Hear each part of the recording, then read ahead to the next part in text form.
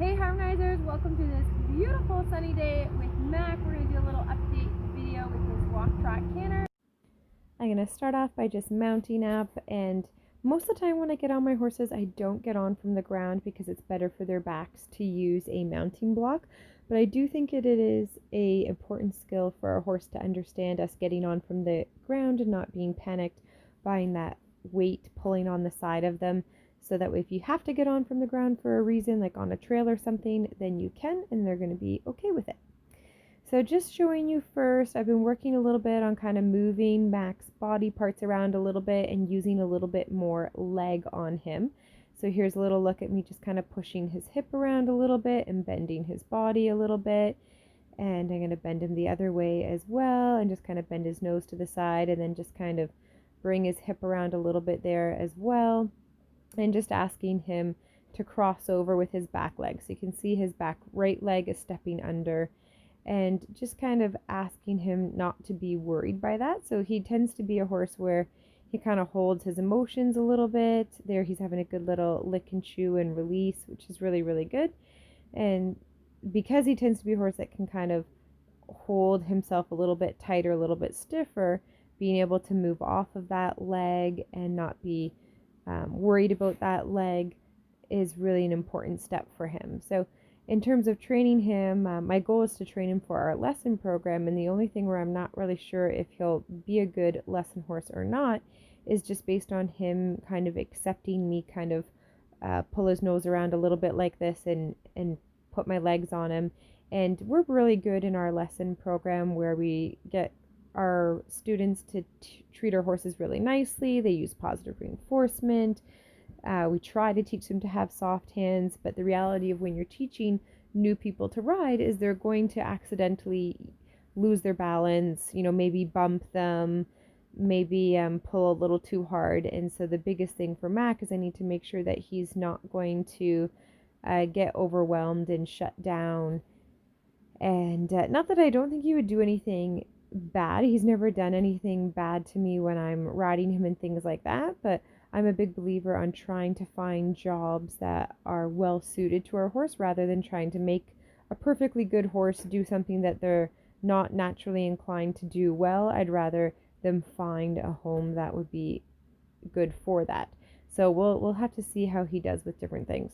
So here's going out for our first little trot, and you can see when we first kind of get trotting, he will try to kind of stop a little bit sometimes, and he'll kind of lift his back a little bit, and it just takes him usually a couple laps before he actually kind of settles in and kind of relaxes into the trot. And part of that is him being more on the lazy side. Like, he definitely has an amazing stop, and so he kind of checks out whether or not he can stop and earn a cookie or whatever.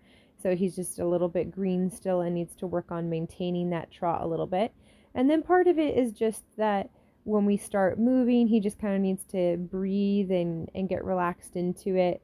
And once he does, then he's moving out really nicely and understanding and remembering what he's supposed to do. But it's not uncommon in the beginning that he'll have those few moments where he'll kind of ask if he can stop. And there you can see he tried it again, kind of going by the out gate a little bit.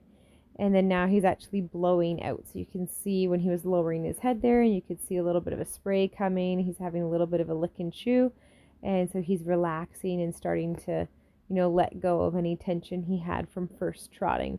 And I've got him riding in the round pen here, mostly for when we get into our canter work. I just find it a little easier in the round pen because the round pen kind of helps take care of a fair bit of that steering piece for me, and I can just focus on keeping him going, which is the bigger deal for Mac at this point when it comes to his canter work. So you can see his stop as soon as I even barely touch the reins. He's very quick to drop his back end and go into that halt. So that's really easy for him. And you can see he's doing a lot of licking and chewing. So he's doing a lot of processing, a lot of kind of letting a little bit of tension go. And so do a little change of direction over here.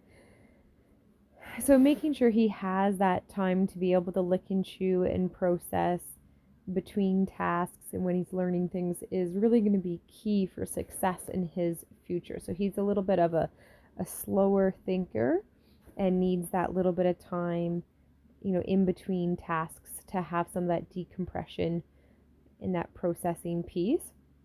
So I just want to make sure I allow him to have those moments is really important for him. So here going around to the right, doing a little bit of trot. I'm doing some sit trot there. He's pretty smooth to sit to, especially considering he's actually trotting pretty quickly.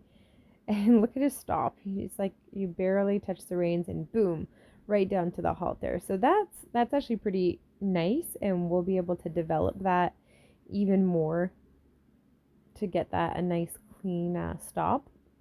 I'm making more little changes of direction, so I like to do lots of changing of direction, especially when we're in the round pen, just to help make life a little bit more interesting for him. And you can see I'm starting to use my leg to push him over to the rail there, so he's understanding the basics of starting that leg yield a little bit, of understanding the inside leg to push them over to that wall a little bit. So he still doesn't have any concept of contact or collection in that sense, but he is at least moving off of that leg and doing some of that lateral work, going for a little trot in this direction. And in the beginning, I always let him just kind of trot at whatever speed he's kind of willing to offer me. And then once we get into our ride, then I start to ask for that little bit slower trot. So here I'm just doing some moving around on him, just to kind of test out if we're doing different balance exercises or the rider's moving around, how he's going to handle that. And as soon as I thought about, stopping, I kind of tilted for a little bit, then he just automatically came down into that halt. So I have to kind of be careful with that a little bit because he's got a pretty easy halt cue there. So there I asked him to pick up the trot and come down, and wanted to go into a walk transition rather than a halt transition. He still very much thinks halt when we're doing a downward transition, so being able to go from a trot to a walk or a canter to a walk is a little bit harder for him. In fact, canter to a trot is harder for him than just canter to a halt, because he's so good at that halt transition. So I would rather have that problem, though. That's not a bad problem to have for something to work on. So he's doing really well with his walk trot warm up and being able to move around on him, and his trot starts to get a little bit slower too.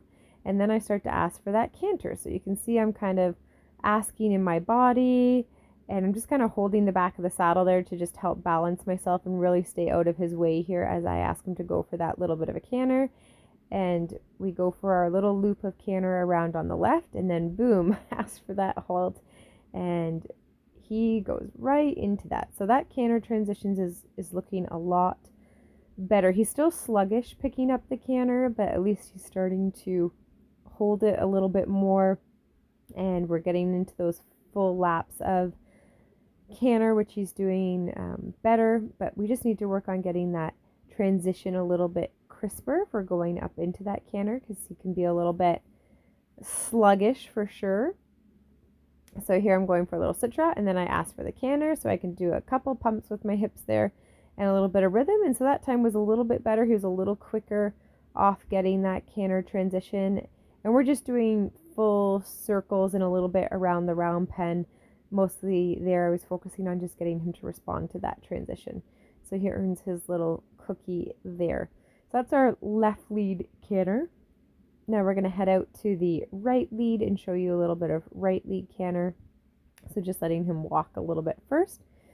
And then we'll go into our trot.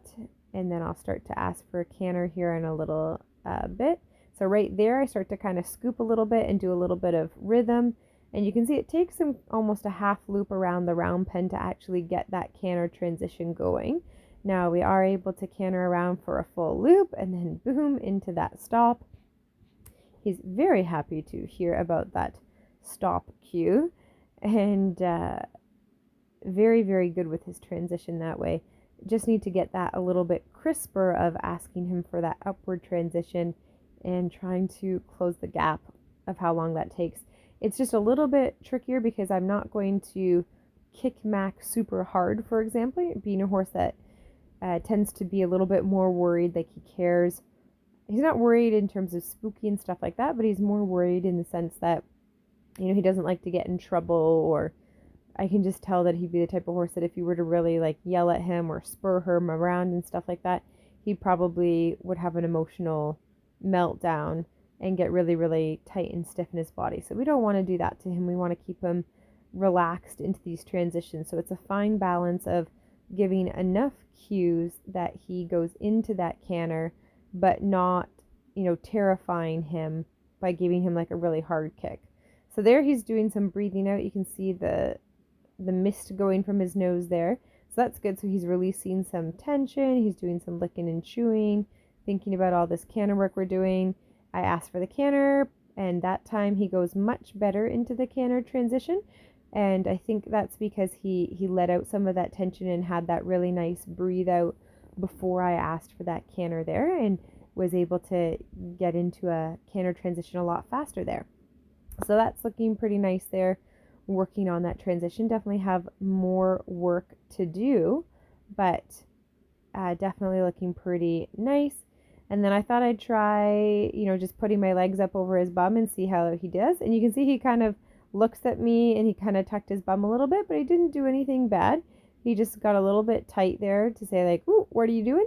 But, is a good boy and stood there. So that's what Mac is working on, doing some more canter work and stuff like that. And we'll just keep building him up slowly and building some progress. Thanks for watching, guys.